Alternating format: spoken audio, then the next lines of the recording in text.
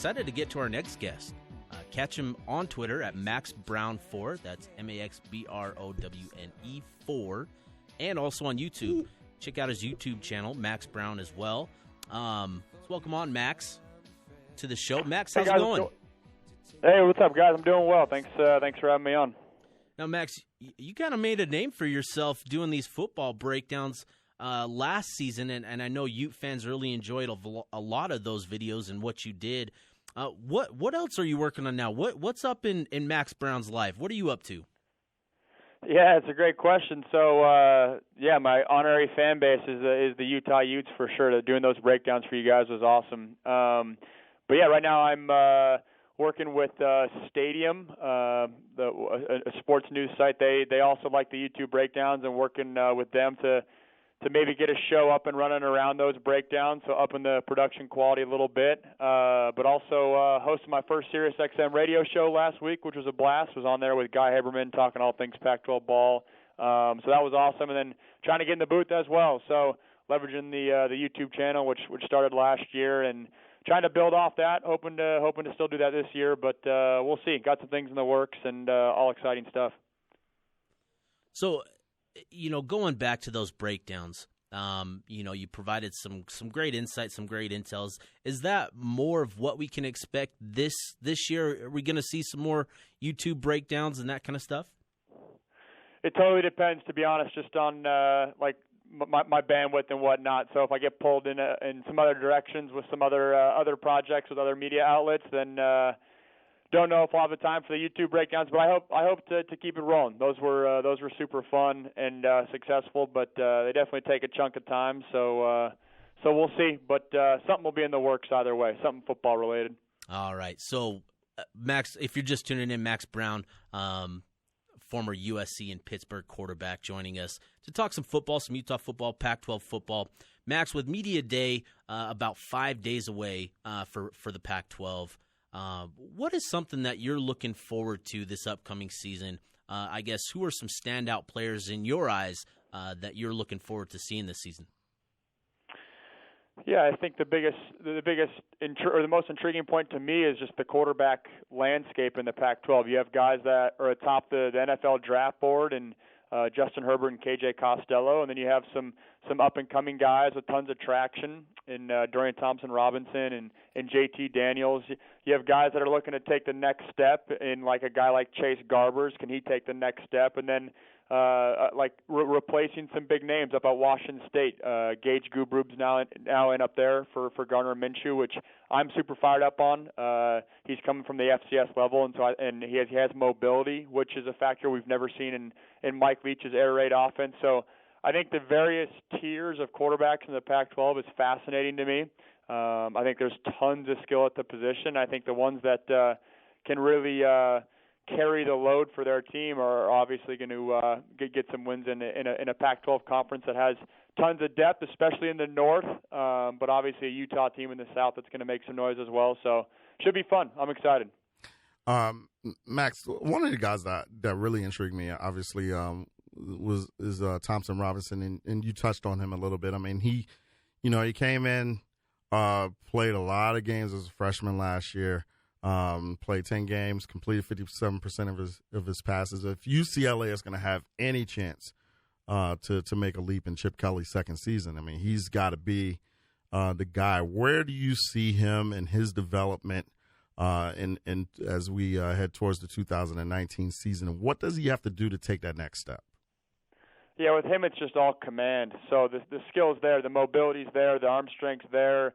From what I can see on the film, it seems like the knowledge is there. He's learning. He progressed throughout the year, which you kind of touched on, which that's a great sign for a true freshman quarterback. I mean, every week he should get more experience, and he did, and it allowed him to have some more success towards the end. But I think for him, it's just command, right? It's taking the next step in the ownership of the offense. It's not wasting throws. It's not making the critical mistake. And in year two, with the amount of starts he has under his belt, I'd look for him to do that. But you hit the nail on the head. If UCLA is going to make any noise, he's going to take the next step. And I was debating on on the radio last week with, like, after Utah, I would say most people agree that it's USC in the South. But then after that, it's wide open. You can make an argument for any of the remaining teams in the South. So UCLA is definitely right there in terms of on the cusp of making the next step. And Dorian Thompson-Robinson's gonna need to come up big if they do that.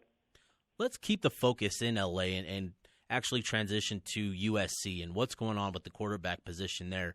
JT Daniels came in last season as a true freshman, and a young true freshman at that.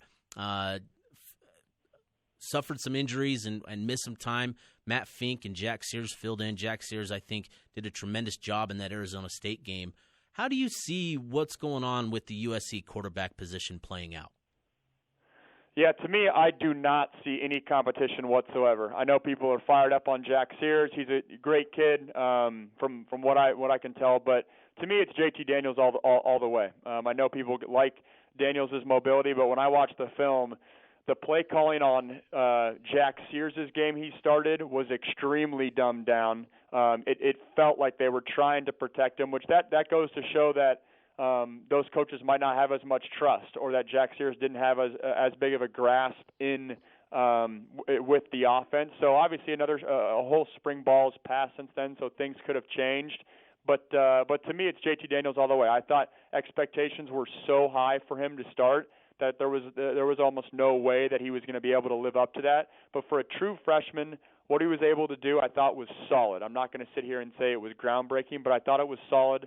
I think Graham Harrell's offense is going to give him a lot of options. I think it's going to find him easy throws in this new air raid offense for USC. And two things that JT Daniels does really well is get the ball out of his hands and anticipate throws. And in the air raid offense, that's what you need to do to have success. And that's a sleeper guy for me. I could see him having a big year, even with SC's programs being in choppy water right now. When you look at Justin Herbert and you look at just his talent, the question that I have is he going to be capable of taking Oregon to the heights that they want to? I mean, Oregon and Utah are the two teams that they can realistically look at this season and say, hey, okay, we can compete for a championship, we can compete for a college football playoff. And, Justin Herbert has to be the center of that for Oregon. Is he capable of leading the Ducks to those heights? I think he is, and I think he's shown that in certain sample sizes. Right? If you go back and break down just like the top 5 best throws of last year in the Pac-12 conference, he probably has about either all 5 or 4 of them. I mean, he's up there. The talent is there, no doubt. There's a reason he's on the top of every draft board. But to me, what was Oregon's Achilles heel last year was those like critical game situations. And in that situation, can Justin Herbert take Oregon over the edge? And to me, that gets into leadership. That gets into taking command of your team. That gets into it's 3rd and 8, 3rd and 10. You need a big time throw. Can he deliver right then? That's what it gets down to me for Justin Herbert and the Ducks. I think last year they really leaned into the run game. They had the great young backs. They were really leaning into the pistol formation, which I broke down on one of my breakdowns, and that was kind of their MO. And then obviously they had Herbert, but to me, I would love to see them lean on Herbert. I mean, in terms of him driving the team down in a crucial game situation, can he put the team on his back and win a game? The talent's there, but I want to see him do it in critical situations, and that's what's going to need to be done if Oregon wants to take the next step into Pac-12 championship and then maybe the Final Four as well. Former USC and Pitt quarterback with us for just a couple more minutes, Max Browne. Want to ask you about the quarterback in Salt Lake City here, Tyler Huntley. His month of October last season was probably the best football that we've seen from him. And with your eye at the quarterback position, what does Tyler Huntley need to do? What does he need to do this year to take Utah, much like Herbert and Oregon? What does Huntley need to do for his Utah team to take them to the heights that they hope to achieve this year?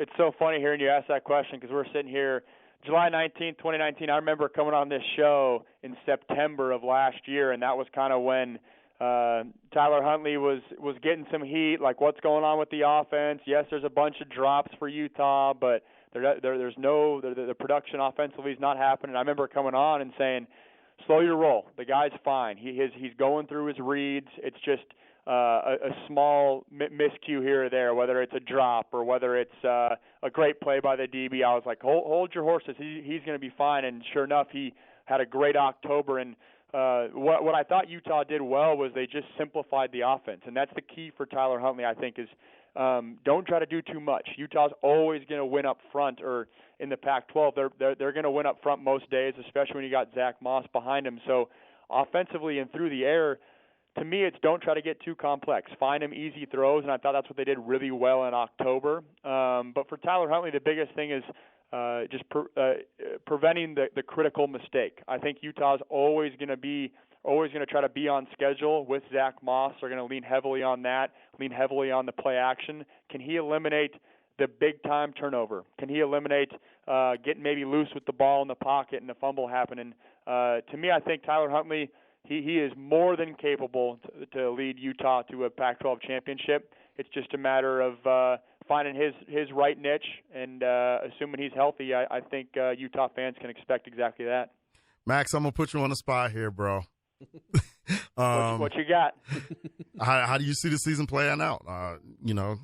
Who's going to take it? Who's going to win this? And